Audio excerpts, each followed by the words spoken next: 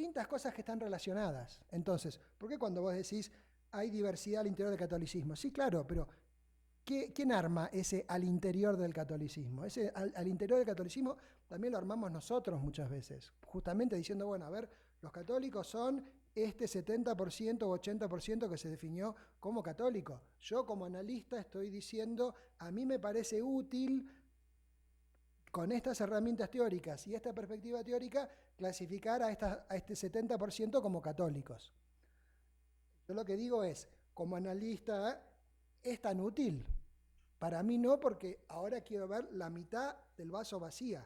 Quiero ver el, la religión en la carta o el catolicismo a mi manera. Quiero poner el énfasis no en el catolicismo, sino en a mi manera. Entonces, no me importa si el tipo se define como católico. Si el tipo cree en el Gauchito Gil y su identidad principal es promesero del Gauchito Gil, que sea católico me dice poco sobre su comportamiento religioso. Comportamiento religioso definido como la relación que establece con seres espirituales, con el mundo sobrenatural, si yo quiero ver esa dimensión. Entonces, por eso te digo, hay una operación ahí de construcción de la mayoría católica, de la cual nosotros también participamos. Y estamos participando mal por dos motivos. Por uno, porque eso posibilita después la iglesia diga, yo estoy en contra del aborto, y el 80% de la gente, como es católica, la iglesia se está montando sobre esos porcentajes para, digamos, darse aires de autoridad. Entonces ahí estamos colaborando prácticamente con algo que no está bueno. Pero por otro lado, nos estamos perdiendo una cantidad de comportamientos religiosos y lo estamos viendo como, bueno, pero esta es la diversidad del catolicismo. ¿Por qué es la diversidad del catolicismo? Si el tipo lo único que hizo fue bautizarse y va una vez por año a algún casamiento. ¿Qué catolicismo? ¿Entendés? ¿Qué es lo que esa identidad de católico, esa variable católico me permite predecir o entender del resto de sus comportamientos? Yo digo que nada. Lo que pasa es que, bueno, a un nivel de análisis muy general en el cual vos te manejás con datos cuantitativos, ok, está bueno, eso es lo que tenés. Lo que pasa es que cuando ese pedazo de dato armado de tal forma se superpone a todo el resto de la realidad, ahí es un problema. Por eso digo que a veces yo soy sociólogo y a veces soy antropólogo, porque digamos, me irrita la sobregeneralización de los sociólogos y me irrita la incapacidad de los antropólogos de no poder salir de su barrio. Yo creo que está bueno poner, digamos, como ambas perspectivas en juego y utilizar un poco a veces lo chiquito para ver qué te dice sobre lo grande y bueno, tampoco despreciar si la gente se identifica como católico por algo es, pero digo, no tiene esa importancia que nosotros le damos.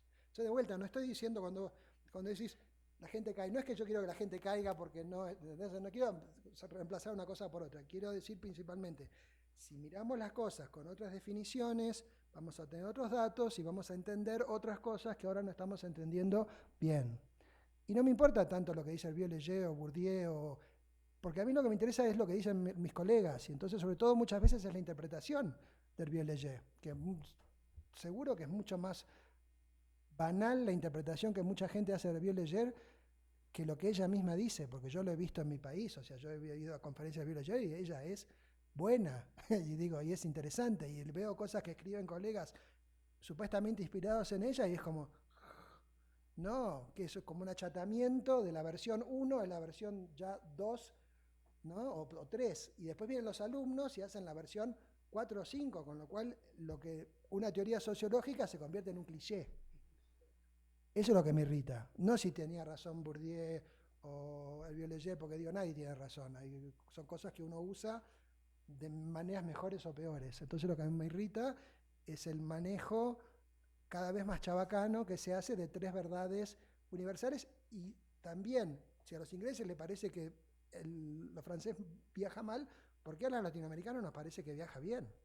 Yo no sé cómo será acá, pero en Argentina es como si Daniel Vieux-Leger hubiera descubierto cómo funciona la religión en Argentina.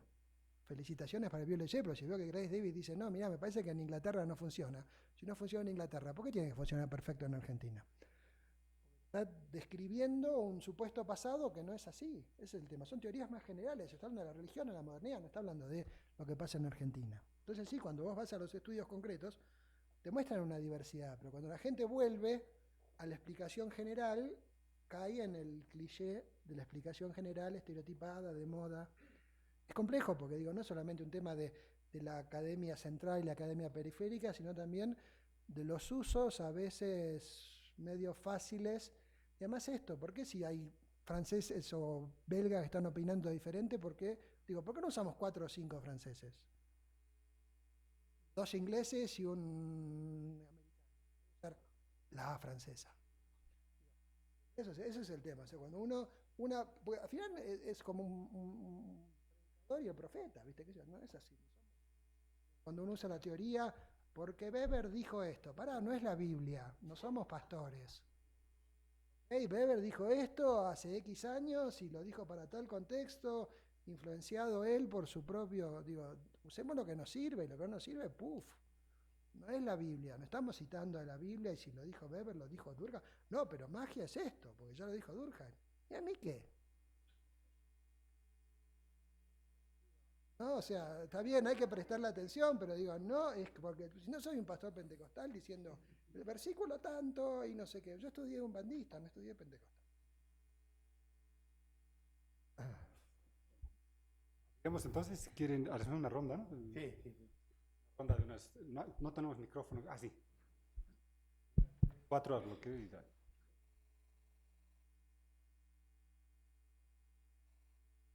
Bueno, yo lo primero que quisiera decir es que agradezco lo que me provoca tu presentación, Alejandro, porque creo que el estarnos pensando epistemológicamente dónde y cómo estamos construyendo el conocimiento y cómo ese ir y venir entre la teoría y lo empírico y lo que nos pone como lentes lo teórico sobre lo que podemos efectivamente ver y lo que eso ya nos deja fuera del foco, me parece provocadora y a mí me hizo pensar muchas cosas, entonces quisiera primero agradecértelo. Yo entiendo también que la mirada sobre lo que estás planteando está en esa mitad del vaso vacío y en cómo pensarnos esto de lo religioso más como relacional y no como los sistemas de creencias, pero digamos a mí, ¿no? Que me declararé católico-céntrica porque no puedo todavía evitarlo desde lo personal y desde lo intelectual. Esto que planteaba sobre lo que dice Rodney Stark de una institución religiosa que no puede moderar su atractivo para atender las necesidades de todos los segmentos del mercado sin sacrificar el atractivo para otro. Entonces tú decías, este paradigma original o este paradigma dominante es más sobre las creencias legítimas, ¿no? Más que sobre las creencias. Entonces me hizo pensar también en la propia Argentina y en estos modelos sobre el catolicismo integral, el catolicismo emocional y el catolicismo pluralista, lo que se plantea en Forni y Malimachi, y entonces también como abrir el debate sobre lo que es legítimo, porque yo pensaba en mi propio contexto de investigación en una diócesis donde lo pluralista y la teología de la liberación fue lo legítimo y luego el debate sobre cómo deja de serlo, etcétera, al interior del propio catolicismo, ¿no? Y me hizo pensar también en este concepto, digamos, en otra idea que me hizo pensar las provocaciones, porque sí me parecieron que eran como las provocaciones que lanzabas hoy sobre repensarnos cosas, este concepto que hace René Latorre sobre los espacios umbrales, como espacios que están relocalizando lo religioso en estos cruces y que implican nuevas formas de autorización de lo que es las creencias religiosas, ¿no? Y de legitimación, incluso o naturalmente al margen de las tradicionales instituciones religiosas, pensando en las realidades mexicanas. Y por último, una pregunta, en relación a esto que planteabas y a lo que comentaba Hugo José cuando te presentaba y decía sobre este libro de Francisco desde las ciencias sociales, ¿no? Yo me planteaba qué lectura harías de lo que estos circuitos extrainstitucionales, estos grupos lábiles y la diversidad religiosa en la Argentina, cómo están procesando y usando lo que hace y dice Francisco, el efecto Francisco desde esta mirada, porque me queda claro que la lectura de Francisco no es la misma aquí y allá, ¿no? Me recordé un artículo de Juan Esquivel que decía, me gustaría ser neozelandés para poder ver o para poder percibir el entusiasmo, la inocencia con lo que se lee Francisco afuera de la Argentina, ¿no? O sea, la lectura que se puede hacer de Francisco en cualquier otra latitud y del efecto que tiene este papado sobre lo social, o sea, sobre mucho más afuera que lo religioso, pues no es definitivamente el mismo que puede tener en el contexto argentino. Entonces, ¿cómo estos espacios extrainstitucionales y de diversidad religiosa están procesando ese efecto? Gracias.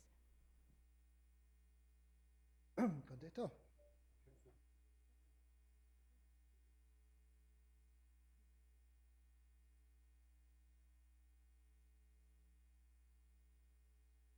Sí, en esa misma sugerencia, provocación de lo extrainstitucional, hasta hace algunos años en México el concepto de revolución para los partidos políticos era el ideario y muchos de los partidos históricamente se peleaban el concepto. Hubo incluso uno que era el partido auténtico de la Revolución Mexicana, como que era el legado importante a la hora del asunto electoral. Y con esto que dices, y el tema de la presentación, yo veo que esta idea de sacar el centro del estudio de lo católico, como que podría ir más allá con los mismos argumentos. Esta idea de la extrainstitucionalización, habría que recordar en esta semana cuando los lefebristas se reconcilian, por lo menos los argentinos se reconcilian con Roma, ¿no? Hay, yo diría también, en esta misma línea de pensamiento, una intrainstitucionalización, ¿no? Las diferentes corrientes, los diferentes sectores, pero todavía más allá hay algunas otras tradiciones, como los anglicanos, como algún sector luterano, como los ortodoxos, que a su vez también se asumen como católicos. Hay un influjo más que monopólico, me parece imperialista, de lo romano, más que de lo católico en el mundo de los países con lenguas romances, ¿no? Como que el concepto sugiere algunas otras posibilidades también de enriquecimiento de otros conceptos. No sé si hayas considerado esta posibilidad de que, vamos, estos apéndices pues que apoyan esta institución, que se configuran en lo interno, que jalan hacia su propia cosmovisión, la postura institucional, más aparte aquellos que no son propiamente reconocidos por la institución, pero que se asumen también de alguna manera, digamos, en este sentido como católicos, ¿no? Ahorita yo veo que se hace un uso general en las participaciones de lo católico como exclusivamente lo que proviene o que tiene sede en Roma, cuando hay algunas otras tradiciones que también se asumen para sí mismas en esta tradición, aparte de las que se asumen radicalmente opuestas o distantes, ¿no? Como los otros evangélicos o protestantes. No sé si lo tengas considerado. Gracias.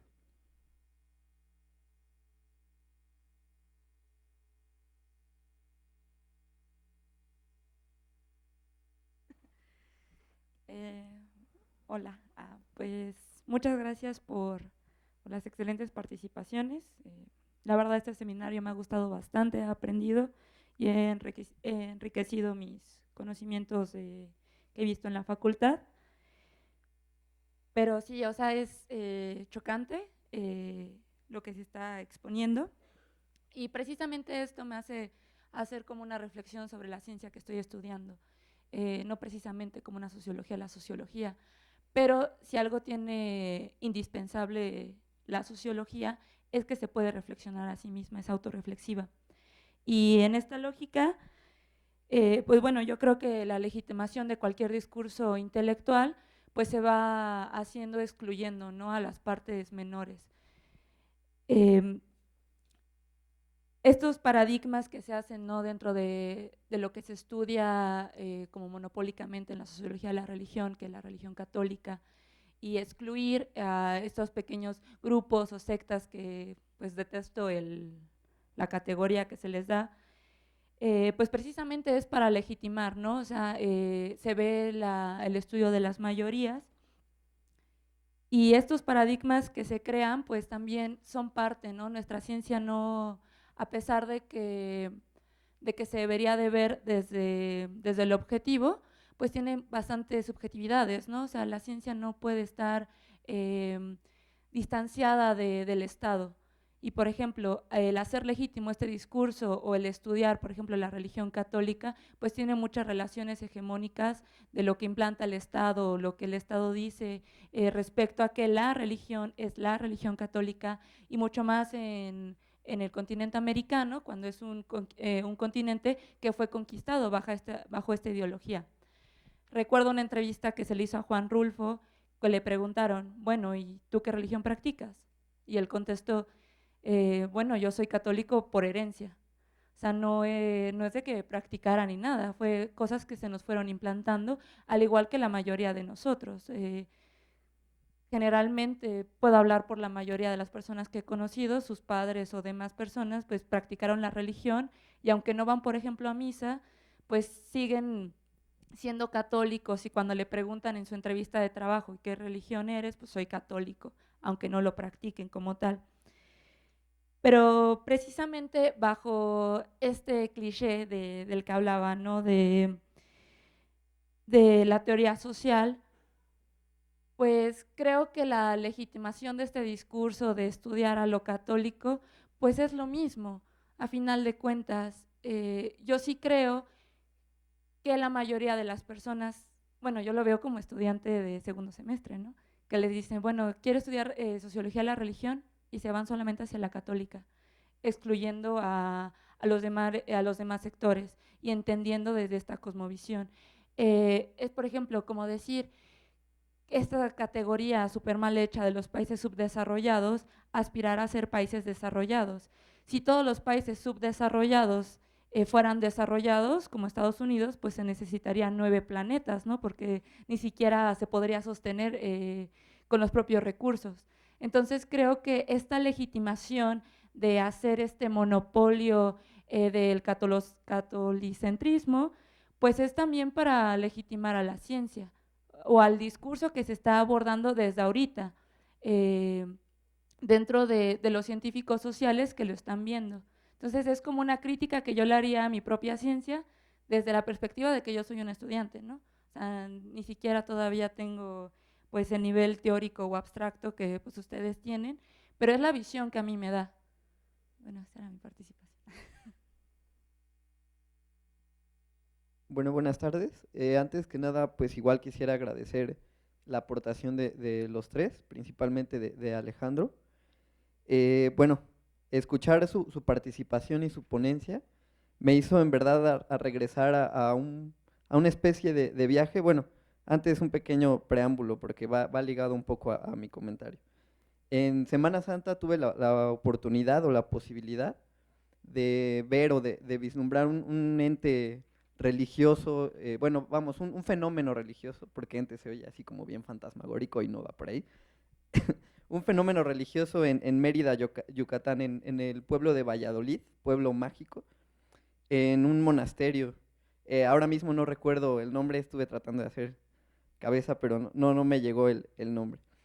Y a la par de ir escuchando sus aportaciones, era como regresar otra vez a ese viaje, pero ahora desde la perspectiva, pues con esos anteojos, ¿no? de los que menciona, esos anteojos epistemológicos, teóricos e incluso metodológicos, que permitían vislumbrar o ver desde otra perspectiva lo que en un primer momento fue, pero vamos, de una manera reforzada, ¿no? Bueno, al punto. Dentro de las jornadas de Semana Santa que se organizaron en este convento, pues es como la manera típica o religiosa que siempre ha sido, ¿no? De esta cuestión de la institucionalización, perdón, vista desde el monopolio del catolicismo, el Vía Crucis, vamos, toda esta especie de manifestaciones religiosas dentro de lo cultural. Y por otro lado, estaban estos grupos de los que haces mención, ¿no? Grupos lábiles, perdón, en donde su principal contribución era el comercio, grupos, digamos, sectoriales o segregados dentro del mismo discurso institucional monopólico de la religión, que a pesar de que existe un sincretismo en ellos mismos de creencia, un sincretismo en el que siguen utilizando usos y costumbres en cuanto a sus dioses, vamos, apegadas a la madre tierra, o vamos, desde una cosmovisión, perdón, ancestral, sí existe obviamente también una vinculación a esta cuestión institucional de la religión católica. Bueno, ya relatando un poquito más esta situación, buscando dentro del convento, yo ahí como que adentrándome un poco hacia al recinto como tal, buscaba yo un lugar clave para hacer fotografía. Entonces, bueno, ya me pude adentrar y en una de las torres del convento, pues fue como un lugar privilegiado, no solamente para hacer fotografía, sino para ver este fenómeno de sincretismo, en donde por un lado estaba la circulación del Vía Crucis, y el otro lado estos grupos sectoriales de comercios, en donde vendían, por ejemplo, velas e imágenes que eran 100% apegadas a lo religioso católico. Velas en las que los creyentes, bueno, a la hora de comprarlas, las encendían y las ponían adentro del monasterio para sus peticiones o sus, qué sé yo. Y por otro lado estaban vendiendo amuletos que a primera instancia no van ligados al 100% a este tipo de manifestaciones dentro de lo cultural, y también limpias. Y me pongo a pensar en la aportación que comentaban, ¿no? Que aquí, por ejemplo, en Catedral, pues es pues el pan de todos los días, ¿no? Adentro la misa institucionalizada, los creyentes que vienen pues de diferentes partes de la República en procesión incluso, y a la vuelta de la esquina esta otra situación, que a veces nosotros mismos, bueno, no me quiero incluir en ese nosotros, pero muchos lo ven totalmente radicalizado y lo ven incluso en contra de la religión y de la manera, estas maneras elementales de la vida religiosa, ¿no? Citando un poco. Entonces, Eh, sí, Para pasar la palabra a la compañera también, y hay dos personas más que quieren hablar, perfecto. entonces, por favor. Bueno, ya únicamente pues sería agradecer esta perspectiva que da para este análisis y que se puede ver pues este tipo de fenómenos desde otra perspectiva. Y ya, gracias. Última, porque ya no nos va a Sí, quedar más bueno, mi tiempo. pregunta es rápida.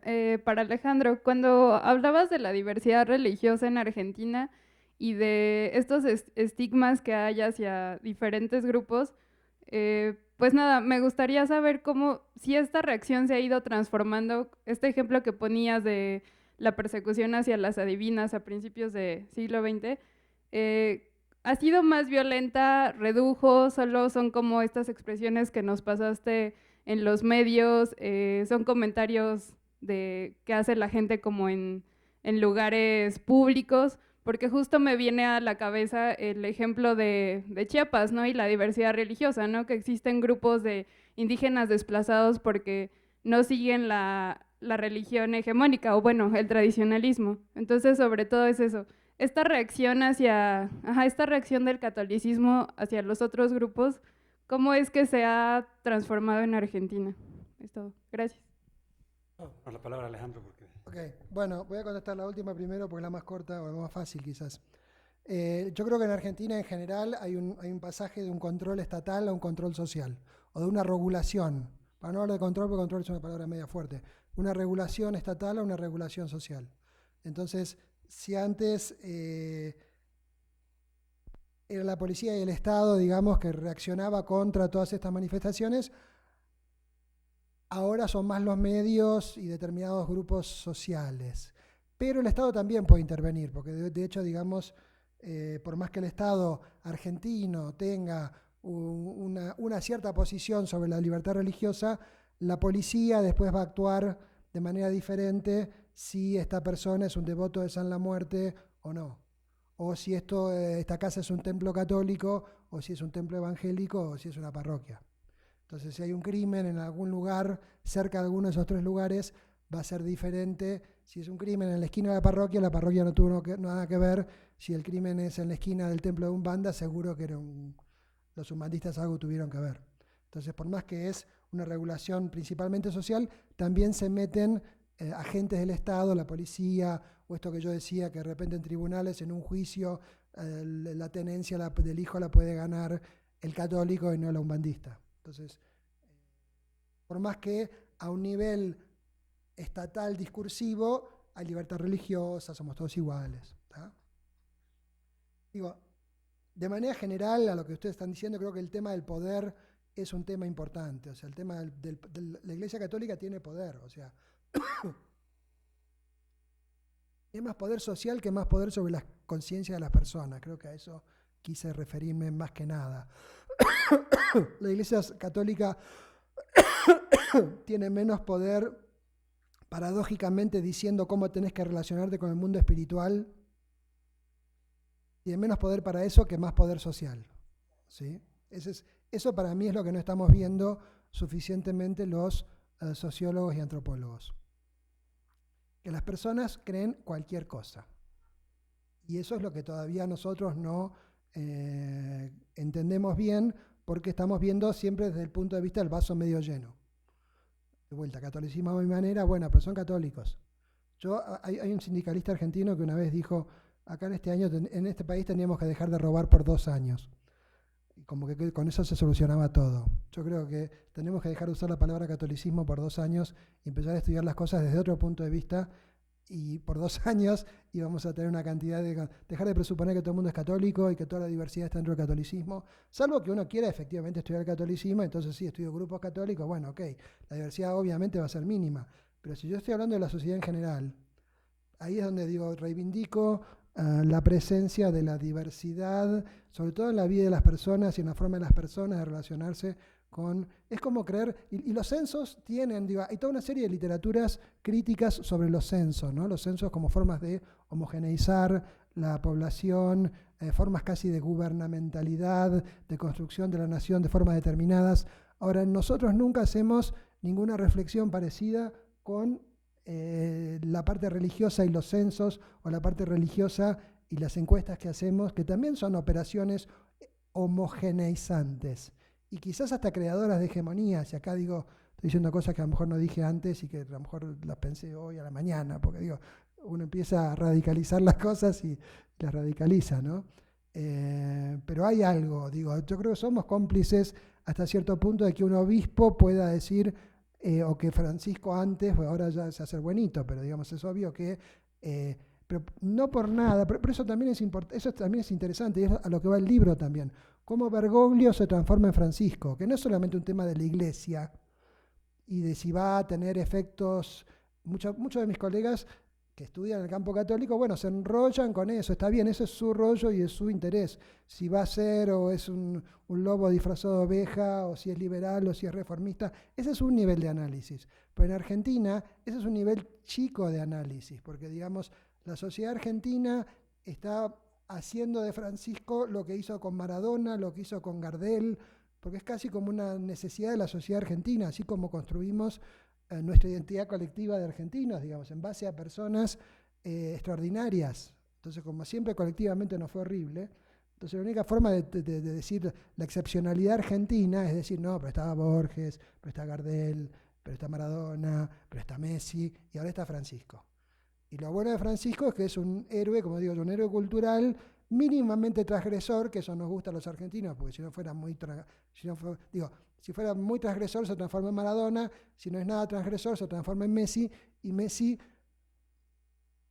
no nos gusta tanto Messi, porque digamos Messi no nos dio ningún campeonato, es demasiado ordenado, será el mejor jugador de no sé qué, pero no nos llega.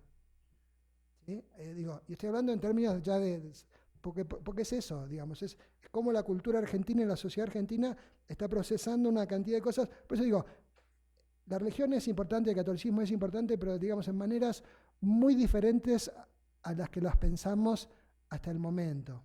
¿Sí? Y eso es lo que yo estoy intentando, digamos, un poco apoyándome en la antropología, que le gustan cosas más bizarras y perspectivas más bizarras, y que maneja la idea de cultura, tratar de desbancar un poco esta cosa muy sociológica de la religión, la institución, el campo religioso, ¿sí? Y lo que decían por ahí también del tema de el tema de la disciplina, ¿no? O sea, bueno, uno para estudiar sociología, Digo, para estudiar religión como sociólogo o antropólogo, la verdad que hay que tener huevos, perdón, no sé si eso se dice en una clase acá, pero no es fácil, no es fácil. Entonces, para legitimarte, ya tenés que legitimarte y mostrar que tenés que estar estudiando algo importante y no una idiotez. Entonces, bueno, ¿qué estudias? Y estudio catolicismo, porque obviamente la iglesia es importante y a todos los progres de la universidad la iglesia lo molesta bastante, entonces yo me pongo a estudiar la iglesia. Entonces, ¿cómo hago para aumentar la importancia? Me pongo a estudiar catolicismo y política, porque la política también es importante. Entonces digo, está bien, son estrategias que la gente fue armando para legitimarse como un sociólogo y no como un coleccionador de curiosidades, que sería si te pones a estudiar la Umbanda. Yo cuando empecé a estudiar la Umbanda en Argentina, un profesor lo puso en un ejemplo en la clase de las idioteces que estudian los antropólogos en Argentina. Está bien, en esa época uno no sabía la dimensión que tenía la Umbanda en la sociedad argentina. Ahora uno va a cualquier barrio y está lleno de pais y salen los medios. Pero bueno, es una forma de legitimarte, porque uno también tiene que legitimarse. Pero bueno, ya a esta altura, en que ya no tenemos que legitimarnos tanto, que ya estamos pensando todo diferente, ¿sí? Que ya somos críticos con los censos, somos críticos con las formas tradicionales de hablar de la clase media, pero seguimos hablando de una forma muy como homogeneizante y casi hasta esencializante del catolicismo. ¿Sí? Entonces, el estudio de la diversidad es el estudio de cuántas maneras de ser católico hay. No, así no vamos a ningún lado. En Argentina por lo menos no vamos a ningún lado porque digo, ese catolicismo, ese ser católico de la persona no me dice nada sobre el resto, entonces ¿qué me importa? Sí, acá puede ser que sea más importante, pero de todas maneras, acá también, como esto que decía, ¿viste? Vas al monasterio y te están vendiendo los amuletos, las limpias. Bueno, eso es sincretismo, pero muchas veces decimos es sincretismo y es ponerlo en una categoría cómoda. Es sincretismo, es religiosidad popular, ¿no? Y lo pones en la categoría familiar que vos ya tenés como antropólogo y sociólogo. No es eso solo, es ver por qué están esas cosas ahí, porque el tipo tiene que ir a Semana Santa y encima se tiene que hacer las limpias. ¿Por qué no es suficiente con ir al Vía Crucis? Porque obviamente tiene ideas de cómo funciona la realidad que van mucho más allá de Jesús. Hay otros seres por ahí dando vueltas que son interesantes porque, digamos, y hay otros factores, o sea, ¿quiénes son los que hacen las imágenes? Ah, no, pero las imágenes son mercantilización de lo religioso, no sé qué. Ya está, pum. Los americanos tienen una expresión que me gusta bastante que es explain away, ¿no? Que lo explicás para deshacerte de eso. O sea, no estás explicando, estás dando una explicación que te deja conforme y ya. Y muchas veces nuestras ideas tradicionales ya se están transformando en eso. Ah, religiosidad popular, ¿y cómo? Y la gente que hace todo esto por internet y todos los libros sobre el gauchito y los programas sobre el gauchito. Como que la religiosidad popular es autoperpetuante y no está conectada con los medios, no está conectada con la industria cultural. La gente que hace las imágenes, que todo el tiempo está creando imágenes nuevas, ¿de dónde salen? No hay estudios casi sobre las industrias de imágenes. Ah, no, porque eso es mercantilización, eso no es religión. Pero la mayor parte de la gente que tiene una vida religiosa está trabajando con imágenes que hizo ¿quién? ¿No? Y son absolutamente importantes porque, digamos, es más importante la imagen que tiene en su casa que el cura con el cual habla no sé cuánto, porque a la imagen le habla todo el día. Y a veces la imagen llora sangre y a veces la imagen le sonríe, qué sé yo. Digo, a mí una de las cosas que me impactó mucho la primera vez que hice trabajo de campo para terminar fue una aparición de una virgen en un barrio muy lejos en el conurbano porteño. Y yo estaba terminando sociología, estaba queriendo entrar a antropología. Y fui al barrio ese y la gente no era solamente que la Virgen se había aparecido, sino que después ya veían a la Virgen en los nudos del árbol y lo veían a Jesús y no sé qué. Y la gente se ponía a hablar y todo el mundo decía, no, porque a mí se me apareció la Virgen, yo soñé con la Virgen, la imagen me sonrió. Y era así como yo decía, ¿dónde estoy? Parece que estoy en Macondo. Digo, yo que era un chico de clase media, no blanquito, de un colegio inglés, de repente...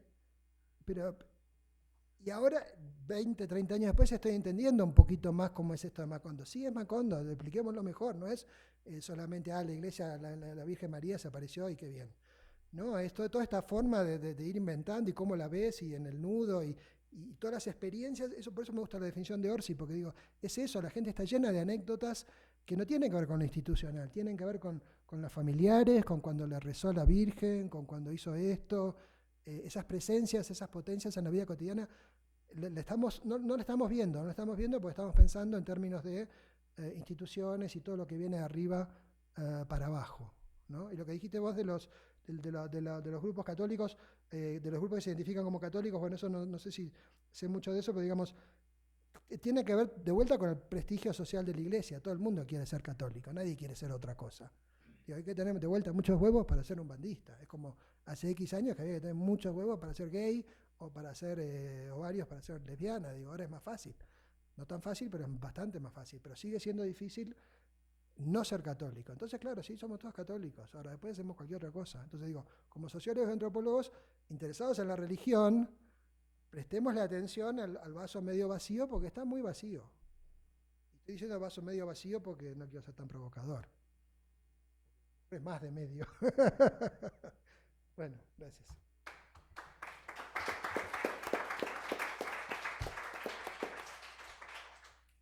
Muchas gracias. Agradecemos al doctor Alejandro Frecherio su magnífica contribución al seminario. Nos ha hecho pensar mucho. Lástima que no lo podamos explotar más. Cuando quieran, cuando quieran. Y pues le entrego.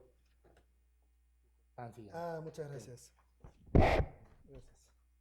En la próxima reunión, nuestra próxima sesión es el 22 de mayo y tenemos como invitada a la doctora René de la Torre, del CIESA de Guadalajara. La conocemos por sus estudios sobre la Iglesia de la Luz del Mundo. Así que va a ser una sesión también muy interesante desde este punto de vista. Gracias, hasta la próxima vez.